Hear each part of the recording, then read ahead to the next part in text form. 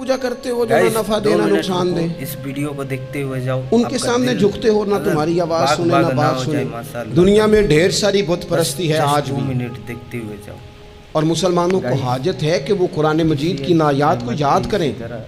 हज़रत इब्राहीम अलैहिस्सलाम के इन दलाइल तौहीद को वो अज़बर करें। इकबाल कहने लगे कि अगरचे बुत हैं जमात की आस्तीनों में, मुझे है हुक्म अज़ां ला इलाहा इल्लल्लाह। और कहने लगे ये दौर अपने इब्राहीम की तलाश में है, और सनम कदा है जहां ला इलाहा इल्लल्लाह।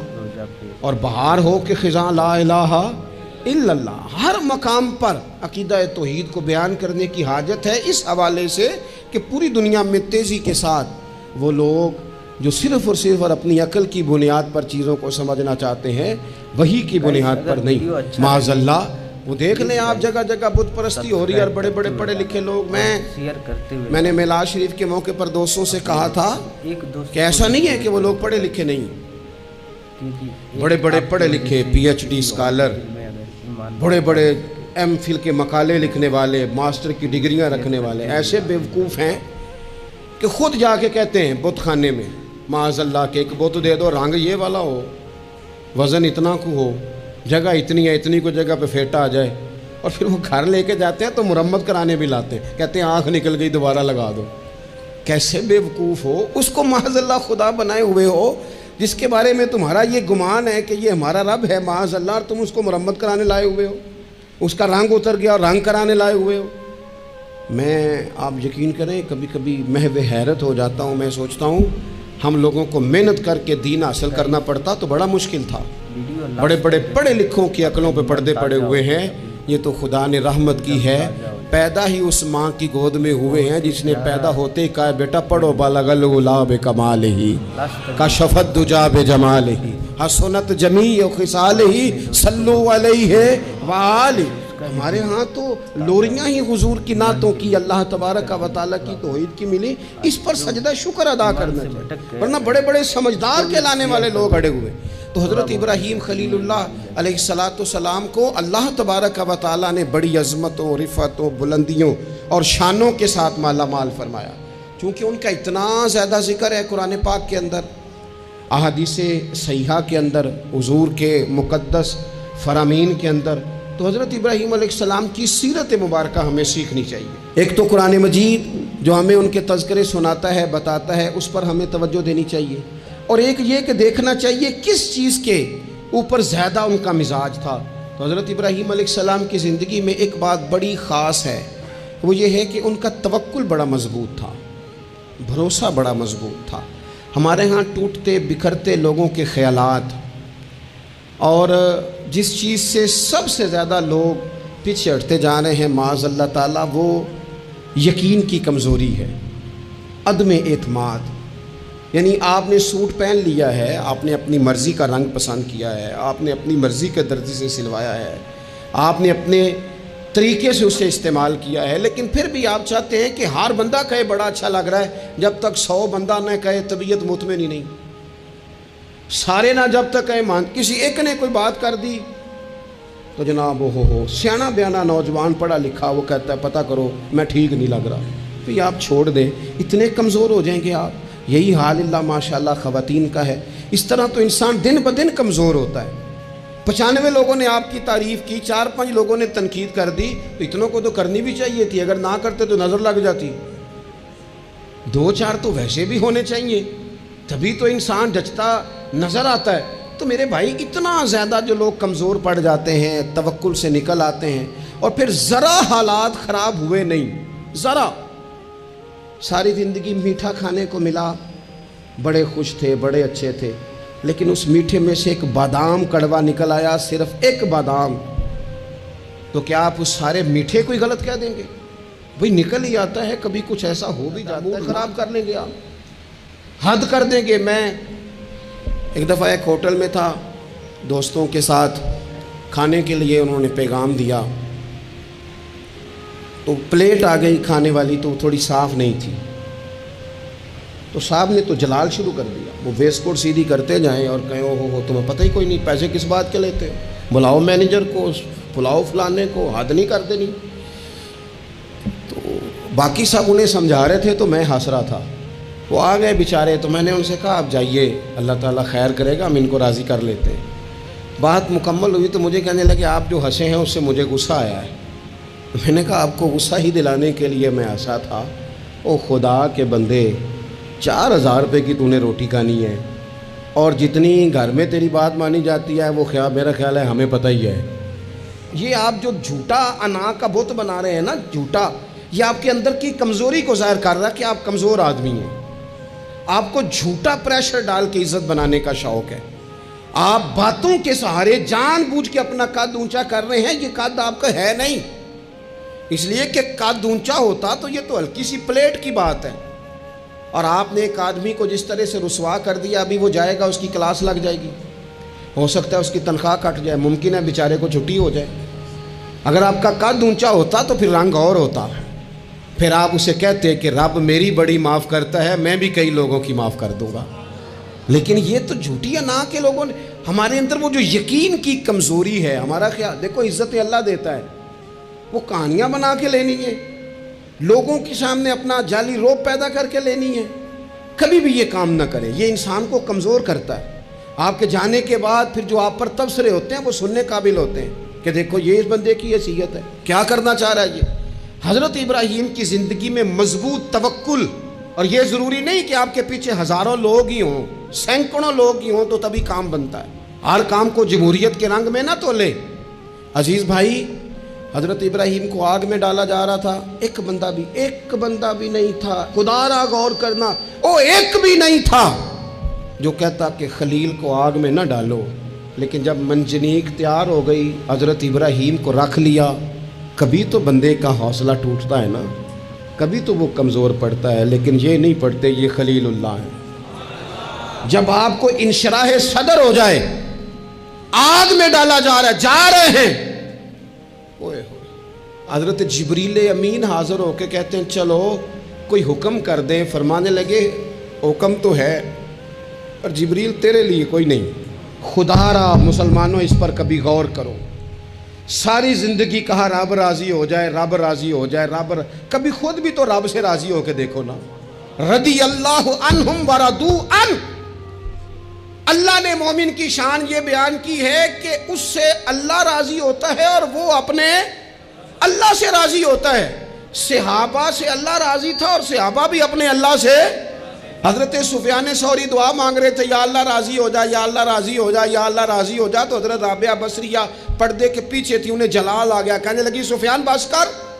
آپ کہنے لگے رابعہ تجھے کیا ہوا, تو کیوں غصہ کر رہی ہے. کہنے لگی اپنے رکھ ہاتھ سینے پر اور بتا تو اپنے رب سے راضی ہے. تو روز کہتا ہے فلاں شے چاہیے فلاں, پہلے تو راضی ہو نا. فرمانے لگی تو ہی آج تک راضی نہیں, پہلے تو کہہ مالک تو نے جس حال میں رکھا ہے میں راضی ہوں. تو راضی ہو, وہ تو کریم ہی بڑا ہے, تیرے 2 آنسوؤں سے بھی راضی ہو جائے گا. تو ہی نہیں راضی ہو رہا. آپ ذرا اس کا ذائقہ لیں. حضرت جبریل امین علیہ السلام نے کہا کوئی حکم. فرمایا تیرے لیے کوئی حکم نہیں. تو حضرت جبریل عرض کرتے ہیں, حضرت جبریل عرض کرتے ہیں پھر اے خلیل آپ رب سے ہی عرض کر لیں, دعا کر لیں, وہ تو کریم ہے, ابھی بارش برسائے گا, یہ آگ گئی, کوئی انتظام فرما کریں دعا. کبھی تو راضی رہیں نا ہم رب کی تقسیم پر, کبھی تو ٹھہرے نا کہ ٹھیک ہے دکھ قبول محمد بخشا, اوے راضی رہن پیارے. او کبھی تو کہے نا کہ جے سونا ہی میرے دکھ وچ راضی, پھر میں سکھ نو چلے ڈاواں. کبھی تو کہے نا اگر اس نے بیمار کیا تو قبول ہے مجھے بیماری, اگر اس نے غریبی دی ہے تو قبول ہے, اگر نہیں اس نے اولاد دی تو قبول ہے. کبھی تو راضی ہونا. حضرت ابراہیم سے جناب جبریل نے کہا اللہ سے ہی دعا کر لیں. تو پلٹ کے دیکھا حضرت خلیل نے, ان کو منجنیق میں رکھا گیا ہے, آگ میں ڈالے جا رہے ہیں, اللہ سے دعا کر لیں. تو پلٹ کے دیکھا سامنے آگ ہے, آسمان سے باتیں کر رہی ہے.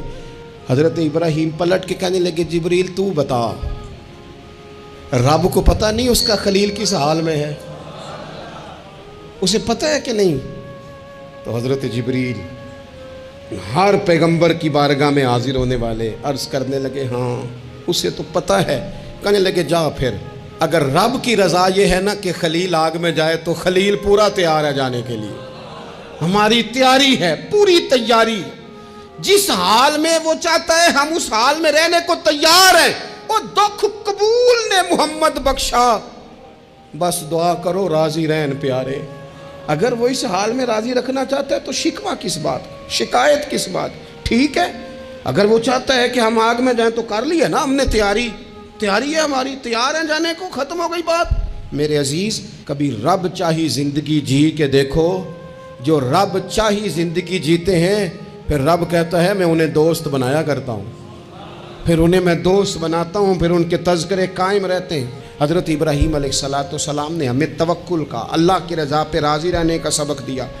زیادہ باتیں کرنے کا وقت نہیں بچتا، ارادہ ہوتا ہے کوئی زیادہ آپ سے گفتگو کی جا سکے، پر دامن وقت میں گنجائش تھوڑی ہوتی ہے. 2-4 باتیں رہ گئی ہیں، جلدی سے عرض کرتا ہوں.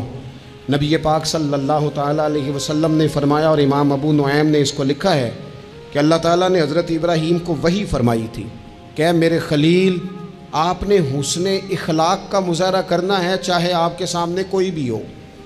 اور فرمایا رب کریم نے کہ اگر لوگ حسن اخلاق کا مظاہرہ کریں گے تو اے خلیل میں انہیں ابرار کے زمرے میں، نیکوں کے زمرے میں داخل کر لوں گا. اور فرمایا بے شک حسن اخلاق والوں کے بارے میں نے یہ حکم جاری کر دیا ہے کہ جو لوگ دنیا میں اچھے اخلاق کا مظاہرہ کریں گے اے میرے خلیل قیامت کے دن میں انہیں اپنے عرش کا سایہ عطا کروں گا. حضور فرماتے ہیں رب نے حکم دیا حضرت ابراہیم کا کہ سامنے کوئی بھی ہو آپ کا اخلاقی رویہ کبھی بھی کمزور نہیں ہونا چاہیے. ہم نہ بندہ دیکھ کے اخلاق کا مظاہرہ کرتے ہیں. میں کسی آفیسر کے پاس چلا جاتا ہوں، ایک دیندار آدمی سمجھ کے اس نے میری عزت کی، اچھی بات ہے. کسی کو ضعیف سمجھ کے اس نے عزت کر لی، اچھی بات ہے. اس کے گھر کا کوئی بڑا آ گیا اس نے عزت کی، اچھی بات ہے. لیکن 2-4 جاننے والوں کے ساتھ اس نے اخلاق کا مظاہرہ کیا. لیکن اگر ایک غریب آدمی آ گیا اس کے سامنے اور اس نے کہا کہ آپ اس وقت ہی آ گیا، چھٹی کا ٹائم ہو گیا ہے، کھڑا کیے رکھا، بات ہی نہیں سنی، تو اب یہ بندہ با اخلاق نہیں، یہ تعلق نبھا رہا ہے، اخلاق کا مظاہرہ نہیں کا. وہ مجھے کیوں با اخلاق لگا، آپ میں سے کچھ لوگوں کو کیوں لگا کہ ہمارا تعلق تھا. جو اخلاق والے لوگ ہوتے ہیں نا ان کا مزاج اخلاق والا ہوتا ہے. وہ جو کوئی جاننے والا ہو یا نہ جاننے والا ہو، امیر ہو یا غریب ہو، اپنا ہو یا بیگانہ ہو، وہ چونکہ بندے با اخلاق ہوتے ہیں تو ان کا رویہ سب کے ساتھ ہی، حتیٰ کہ دروازے پہ جو خیرات لینے آئے اس کے ساتھ بھی ان کا رویہ اخلاق والا ہی ہوتا ہے. حضور فرماتے رب نے حضرت ابراہیم سے کہا کہ سامنے کوئی بھی ہو اے میرے خلیل آپ نے ہمیشہ مظاہرہ اخلاق کا ہی کرنا ہے. حضرت ابراہیم علیہ السلام کی زندگی میں ایک بات اور بہت زیادہ تھی، وہ تھا مقام تسلیم و رضا. ہر وقت بات ماننا، اپنے رب کی رضا کی ہر بات. ایک لفظ آپ بڑے ذوق سے پڑھا کرتے تھے، حسبنا اللہ و نعم الوکیل. کہتے تھے میرا رب ہی میرے لیے کافی ہے اور وہ بڑا ہی کارساز ہے. میں نے اپنے مالک کی ہر بات کو ماننا. اللہ نے جو والا حکم حضرت خلیل کو دیا نا اسے سونا کر کے صحیح کر کے. ہمارے ایک استاد تھے، وہ کہا کرتے تھے اپنے شاگردوں کو، کہتے تھے پتر لولے لنگڑے کام نہ کریا کرو. استاد جی کیا مطلب؟ وہ کہتے تھے کام تانگ ہو کے بھی ہو ہی جاتا ہے اور خوش ہو کے بھی ہو ہی جاتا ہے، چہرے پہ شکن ڈال کے بھی ہو جاتا ہے، راضی ہو کے بھی ہو. استاد کو ستا کے بھی سبق سنائی دینا ہے اور خوش ہو کے بھی، تیاری کر کے بھی. والد کی بات ماننی ہے. اماں نے کام پہ بھیجا، مان تو لینا ہی ہے، لیکن پہلے کہنا ہے آپ بڑے کو کہتے نہیں، ساری ذمہ داریاں میری ہیں، ہر بوجھ میرے اوپر ہے، ڈیوٹیاں ساری میں نے ہی کرنی ہیں، فلانا ایسے ہے فلانا ایسے ہے. میں نے خانقاہوں آستانوں پہ شاگردوں میں دیکھا ہے لوگ شرطیں رکھ کے فرما برداری کرتے ہیں. شرطیں رکھ کے کہتے ہیں پہلے میری مرضی کے مطابق نظام ہو تو پھر میں آستانے کا، استاد خانے کا فرما بردار ہوں، کیونکہ میری مرضی کا نہیں لہٰذا میں فرما بردار. یہ لولا لنگڑا نظام ہے. جو نظام ہوتا ہے تسلیم و رضا کا، اس میں بندہ بس کام جو کرتا ہے تو ہنس ہنس کے کر لیتا ہے. پھر بڑا تھکاوٹ والا کام بھی ہو بندہ ہنس ہنس کے کرے تو اسے وہ کام بوجھ محسوس نہیں ہوتا، اس کو صحیح کر کے کریں. حضرت ابراہیم کی زندگی مقام تسلیم و رضا والی. تیسری بات حضرت ابراہیم علیہ السلام کی زندگی میں جو بہت زیادہ ہے نا، وہ پتہ کیا ہے؟ حضرت ابراہیم مہمان نواز بڑے تھے، سخی بڑے تھے. حضرت ابراہیم علیہ السلام کے بارے میں نبی پاک صلی اللہ تعالیٰ علیہ وسلم نے فرمایا سب سے پہلے جس بندے نے کسی کی مہمان نوازی کی تھی نا وہ حضرت ابراہیم علیہ السلام ہے۔ اس کا ایک معنی علماء نے یہ بھی اس حدیث کا بیان کیا کہ جس نے سونی کر کے مسجہ کر کے خوبصورت کر کے تیار کر کے عزت کے ساتھ آنر کے ساتھ کسی مہمان کو سب سے پہلے کسی نے اس اہتمام سے کھانا کھلایا وہ حضرت ابراہیم علیہ السلام ہے۔ نوازتے زبردست، اپنے گھر کے 4 دروازے بنائے ہوئے تھے، 4، اور فرماتے تھے میری خواہش ہے کہ چاروں طرف سے مہمان آئیں، روٹیاں پکتی رہیں، دنیا کھاتی رہے، دنیا آوے کھا کھا جاوے راضی ہوئے بلا، آئیں لوگ کھائیں، یہ میری خواہش ہے، روٹی کھلاؤ روٹی کھلاؤ روٹی کھلاؤ، لنگر کھلاؤ۔ حضور صلی اللہ علیہ وسلم سے پوچھا گیا یا رسول اللہ بہترین مسلمان کون ہے؟ تو حضور نے فرمایا جو سلام لینے میں پہل کرے اور کھانا زیادہ کھلائے، کھانا کھلائے، جو جس کا مزاج ہو کھانا کھلانے کا، طبیعت ہو کھانا کھلانے۔ حضرت ابراہیم علیہ السلام اتنی مہمان نوازی کرتے کہ نبی پاک صلی اللہ علیہ وسلم نے فرمایا یہ ترغیب و ترہیب میں موجود ہے۔ حضور علیہ السلام نے فرمایا کہ اللہ تعالیٰ نے حضرت ابراہیم علیہ السلام سے ایک دفعہ فرمایا ابراہیم یہ جو آپ کو اپنا خلیل بنایا ہے نا، یہ اس لیے بنایا ہے کہ آپ کے دل مخلوق کے حق میں بڑے نرم ہیں، آپ مہمان نوازی بڑی کرتے ہیں، اور کبھی کبھی مشکل حالات ہوتے ہیں نا، ٹف حالات، ان میں بھی مہمان نوازی کرتے، ان میں بھی پانی پلاتے، کھانا کھلاتے، لوگوں کو اس دور کی ضروریات کے مطابق لوگوں کو دیکھتے۔ ہمارے نا پورا باب ہے حدیث پاک میں بخاری مسلم میں کہ بندہ ہمیشہ دل کا غنی ہوتا ہے، دلوں میں کبھی گنجائش بن جائے نا دلوں میں تو جیبوں میں بھی اللہ بنا ہی دیتا ہے۔ اپنے دلوں میں گنجائش بنائیں لوگوں کے لیے، اپنی طبیعتوں میں گنجائش، ہماری طبیعتوں میں گنجائش نہیں ہوتی، اللہ تعالیٰ بعض بندوں کو نواز دیتا ہے، انہیں چاہیے کہ وہ گنجائش رکھیں، کشادہ کریں اپنے دل کو، سینے کو۔ حضرت ابراہیم علیہ السلام نے نا ایک دفعہ قحط ہو گیا تھا، تو مہمان تو اب آئے بیٹھے تھے، بلکہ ان دنوں میں مہمان زیادہ بڑھ جاتے ہیں، کئی دفعہ زیادہ لوگ آ جاتے ہیں۔ اب وہ قحط کا زمانہ تھا، بہت ساری جگہوں پہ فصل ہی نہیں تھی، اناج ہی نہیں تھا، تو مہمان زیادہ ہو گئے۔ اب حضرت سارہ جناب ہاجرہ گھر میں موجود ہیں اور لوگوں کی لائنیں لگی ہوئی ہیں۔ حضرت ابراہیم علیہ السلام کا مصر میں ایک دوست تھا، حضرت حکیم الامت نے اس کو لکھا ہے، آپ نے نا اس کو کچھ سامان بھیجا، بوریاں بھیجی، فرمایا یار تیرے پاس گندم ہے تو ذرا گندم کی بھر دے بوریاں، مہمان بڑے آ گئے ہیں، روٹی کھلانی ہے لوگوں کو۔ حضرت ابراہیم نے وہ چند بوریاں اپنے اس مصری دوست کی طرف بھیجیں کہ گندم کی بھر دو، مہمان زیادہ آ گئے ہیں تو یہاں تو قحط ہے۔ اب وہاں جب گئے لینے کے لیے خدام اونٹ لے کے بوریاں لے کے، تو اس نے کہا جی غلہ تو یہاں بھی ختم ہو گیا ہے، اب یہ خالی بوریاں لے کے واپس آ رہے ہیں۔ اب ان جانے والے خدام کو بھی پتہ تھا، جو قریب رہنے والے ہوتے ہیں وہ خانقاہوں کے، آستانوں کے، مدارس کے، مراکز کے مزاج سے بھی آگاہ ہو جاتے ہیں۔ ان کو پتہ تھا کہ اب مہمان تو بیٹھے ہیں بیسیوں، درجنوں، سینکڑوں، تو سب کو پتہ ہے کہ بھئی گندم آ رہی ہے، مصر سے آنا ہے تو کھانا ملنا ہے۔ اب بوریاں جب خالی آئیں گی تو بڑا مسئلہ بن جائے گا، ان کے تو دل کمزور پڑ جائیں گے۔ انہوں نے کہا کہ تسلی دیتے ہیں، ان کو تسلی دیتے ہیں۔ رستے میں نا کچھ ریت بوریوں میں بھر لی تاکہ فوری طور پہ دیکھنے والے پریشان نہ ہوں، ریت بھر کے لے جاتے ہیں اور پھر جا کے آرام سے رکھ دیں گے۔ پھر حضرت ابراہیم سے گزارش کریں گے غلہ نہیں ملا، وہ ایک خوبصورت سا آواز کریں گے، لوگوں کو دلوں کو تسلی ہو جائے گی اور پھر اگلا بندوبست کر لیں۔ اب وہ بوریاں ساری کی ساری ریت سے بھری رکھی۔ حضرت مفتی احمد یار خان صاحب رحمۃ اللہ علیہ نے لکھا ہے کہ وہ بوریاں لا کے جب لوگوں نے آتے دیکھی بوریاں تو طبیعت لوگوں کی کئی دنوں کا کھانا نہیں کھایا تھا حشاش بشاش ہو گئیں، بچے بوڑھے بیمار سبھی کے دل تسلی میں آ گئے کہ آج کھانا ملے گا۔ بوریاں کونے میں رکھ دیں، حضرت ابراہیم آرام فرما تھے کہیں یا کسی ذکر و فکر کی مصروفیت میں مشغول تھے، ظاہراً انہیں بتایا نہ گیا۔ اب وہ جہاں گندم رکھی جاتی تھی وہاں جا کے وہ ریت کی بوریاں رکھ دیں، وہ خدام وہاں سے ہٹ گئے چونکہ وہ گھر کا حصہ تھا۔ اب جناب ہاجرہ حضرت سارہ اٹھیں، ریت والی بوریاں جب کھولیں تو بہترین گندم نکلی اندر سے۔ اللہ تعالیٰ جب رزق دیتا ہے تو پھر بغیر، اور واللہ خیر الرازقین، بہترین رزق دینے والا اللہ ہے، سب سے بہتر رزق دینے والا۔ وہ کھولا ان کو، بہترین گندم نکلی. انہوں نے فوراً کنیزیں جو تھیں ان کو بلایا, گندم پیس لی گئی. اسی وقت کھانا پکنے لگا. حضرت ابراہیم تشریف لائے, کھانا چل رہا ہے, لوگ لنگر کھا رہے ہیں.